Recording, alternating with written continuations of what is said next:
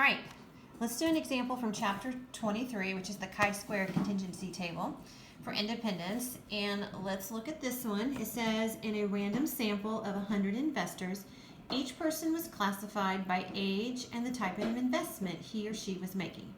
The results are summarized in the table below.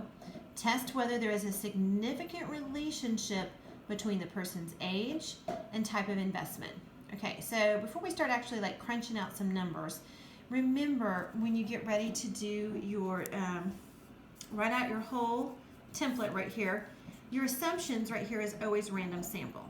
Your null and alternate hypothesis right here, this is what we always fill out some ways first. They are somehow related. And then your null hypothesis says the two factors are independent. Here's what I want you to write when you get ready to do your homework or take your test or whatever. Obviously, your assumption is always random sample. Your alternate hypothesis, they are somehow related. But what we're talking about here, and I want you to be specific, is I want you to write a person's age and type of investment are independent, because that's what we're trying to show. Okay, if there's any significant relationship between these two. So that's what we're going to be looking at. Okay, before we can actually start our test statistic, I've got to find out some of these values here so I can actually plug them into the equation. So I copied over what they gave you in example 23-2. They gave you these numbers right here. So before you get started, you're going to want to total every column up. So let's do that. Let's see. So this is easy enough, right? That's going to be 20. And that's going to be what, 30? And that's what, 50? And if I add that up, I should get 100.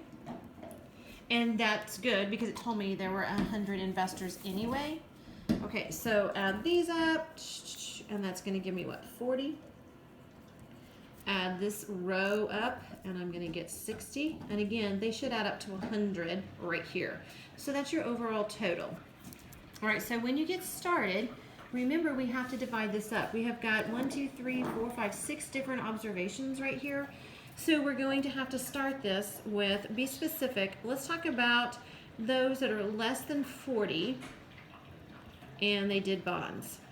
Okay, so what you always do right here is you take the total in the column times the total in the row. So I'm going to take 20 times 40 all over the overall total, which is 100.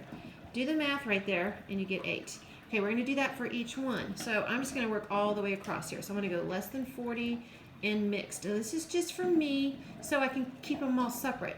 So again, you always do the column times the row, and it doesn't matter what order. You could do 40 times 30 or 30 times 40, who cares, all over the overall.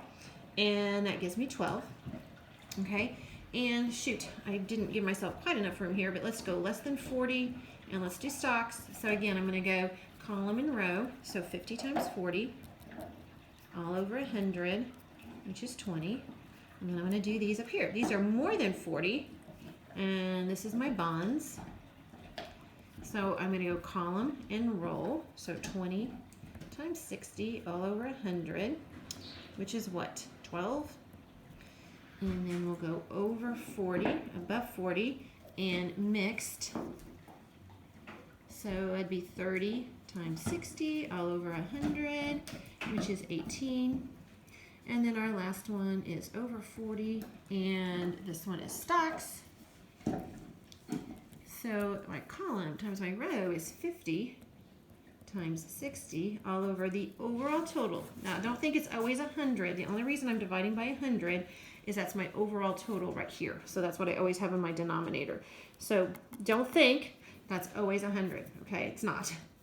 Okay, so that gives me what, 30?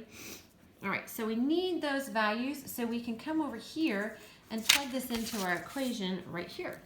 So to find your chi-square, it wants you to add up the observed minus the expected.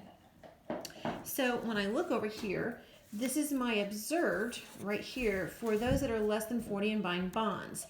So I'm going to take 4 minus my expected value, which is 8, all over 8. Okay, so I'm going to take 4 minus 8 squared all over 8. These values right here should always be the same. Okay, then I'm going to do it again. I'm going to take 13 for my mixed and less than 40. Notice my mixed less than 40 is 12. So I'm going to do 13 minus 12. Sorry. 13 minus 12, which is squared all over 12. Okay. So we're going to do this for all 6. So this one would be what? 23 minus, let's see, that would be 20 squared all over 20. And this one will be 16 minus 12 all over 12. And I'm double checking my numbers as I'm looking through my phone. This is 17 minus 18 all over 18. Don't forget the numerator is squared. And the last but not least is 27 minus 30 squared all over 30. Okay, crunch those numbers in. Be real careful when you crunch those in. And I shouldn't have had my p-value yet here. But when I crunch all that in, I believe you get 4.222.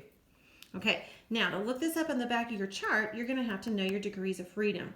So notice it wants you to take the rows minus 1, and we had 2 rows right here. Subtract that from 1.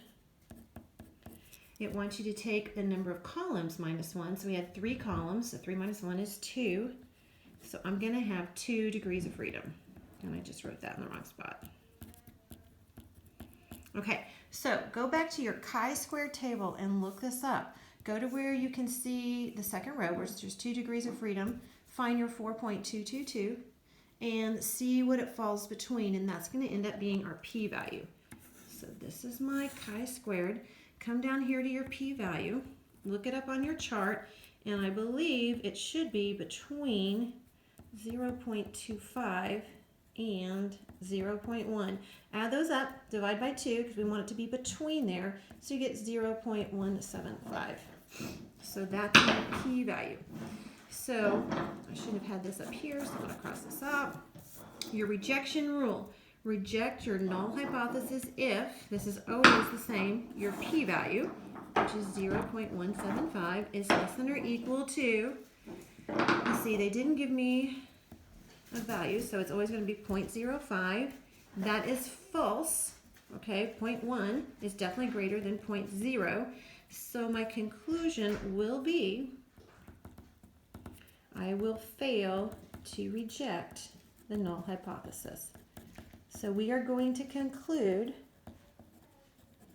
okay, what do we conclude? That there is not a significant relationship.